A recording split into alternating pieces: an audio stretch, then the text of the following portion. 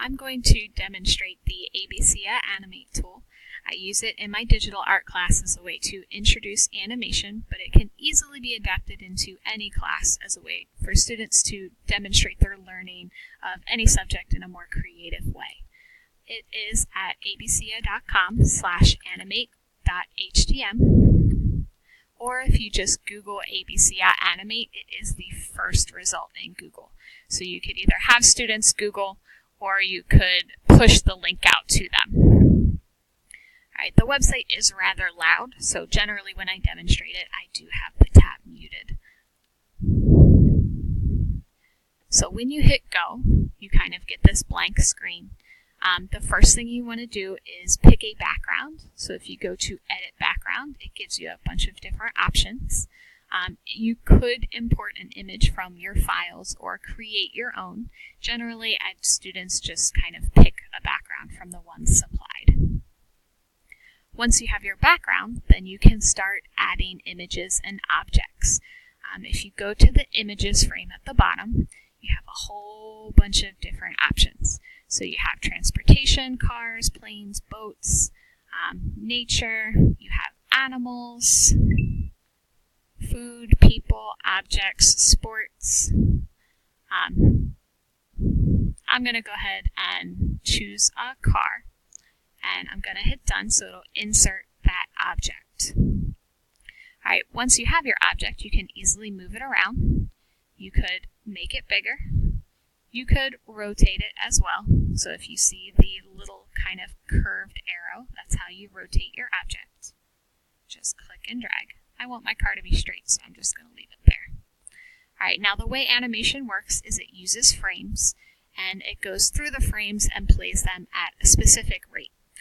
You can change the frame rate down here. It doesn't let you do how many frames per second, but it does let you choose slow, medium, or fast. I'm just going to keep mine at medium. Alright, so to start, I'm just going to show the car moving across the screen.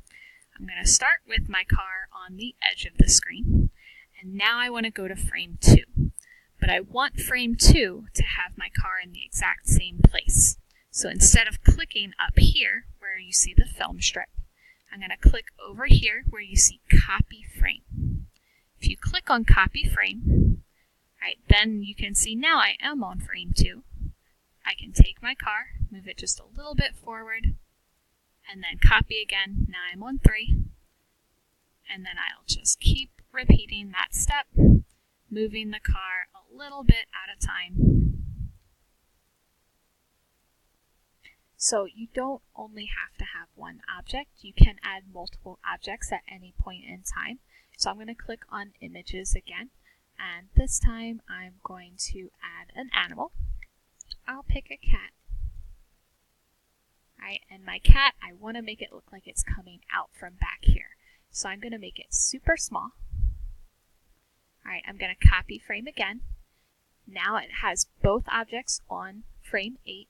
Alright, so it's copying both objects now when I hit copy frame. I'm going to move him forward and make him just a little bit bigger. Copy frame, move forward, move this guy forward, make him bigger. So you can make it as complicated or as simple as you like. So the more objects you add, obviously, the more complicated it will be. Alright, now I have a few frames. I'm going to hit play to just show you what it looks like so far.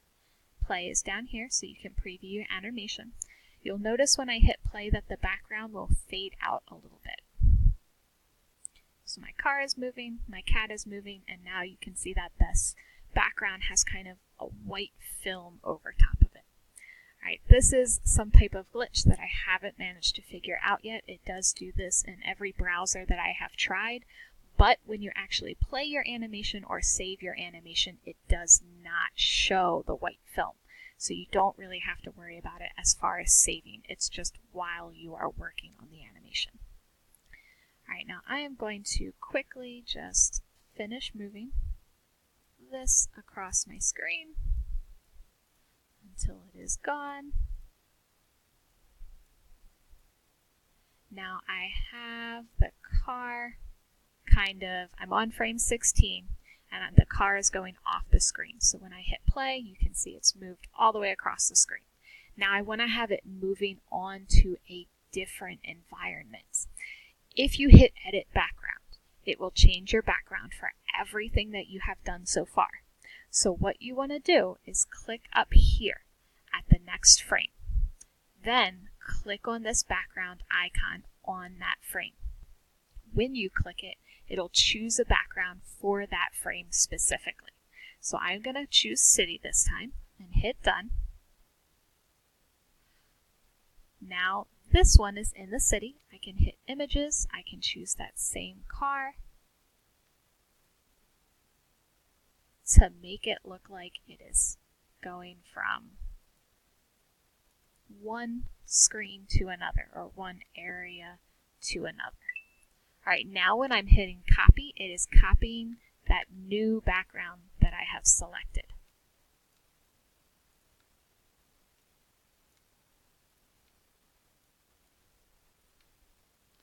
So I'm just going to do that a couple times and hit play so you can see it. So it's in the backyard. The car has moved to the city, and you can see it did not change my background for these first couple frames. All right, if I had clicked Edit Background here, it would have changed the background for everything. And sometimes it just ends up deleting the old background entirely, and it's objects on a white screen. All right, you can add words. So let's say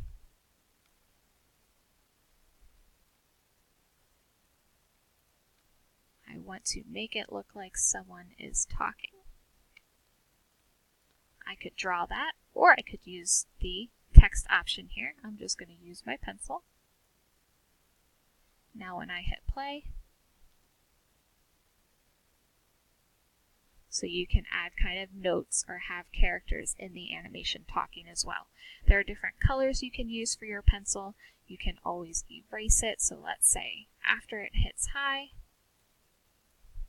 then he can say, "Hi, Bob."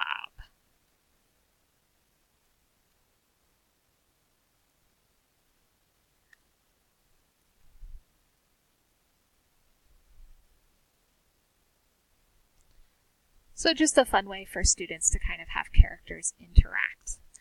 If you want to delete an object, it's pretty self-explanatory. Click on Delete, click on the object you want to delete. All right, if you want to select something, use the selection tool. All right, flipping back and forth, again, pretty self-explanatory. I'm going to pick another object really quick. So my car can transform magically into a fire truck. All right, I'm going to use my eraser, erase Bob. You can erase the objects themselves. So if there's something you want to edit, you can do that. Now I don't want to click on my eraser because it keeps erasing this car. So I'm going to click Select again. That way I can move my object. So let's say that my animation is done. I'm going to play it one more time so you can see the whole thing. Now I want to save it. To save, you want to click here, Export as GIF. All right, you could make it full, half the size, or a quarter of the size. All right, full is best if you only have a few frames and a good internet connection. All right, half will make it save much faster, but you do lose that size. I wouldn't recommend quarter as it only ends up being like this size on your screen, and that's a little too small. When you hit save or when you hit continue, it will play through every frame. So if you do have 100 frames, I would recommend doing half instead of full. It does take longer, but as you can see, it goes through every single frame. Okay, so I skipped through all of that so you wouldn't have to watch it. Once it says ready to save, you can just hit the save button. All right, then you can kind of select where on your computer you want to save it to. All right, I would generally have your students save it to the shared drive if you have a shared drive on your school's website or something. Now, something I didn't show you previously is that you can get a preview of the previous frame. So here, this button, Previous Frame. Now I'm on 36. I can move it forward. You can see exactly where that old frame was. So I can copy frame again. When I move it forward, you can kind of see that shadow of the old frame. So if you're worried about size or you're worried about keeping something straight, that's an option. When you hit play, it doesn't actually show that shadow, so you don't have to worry about that.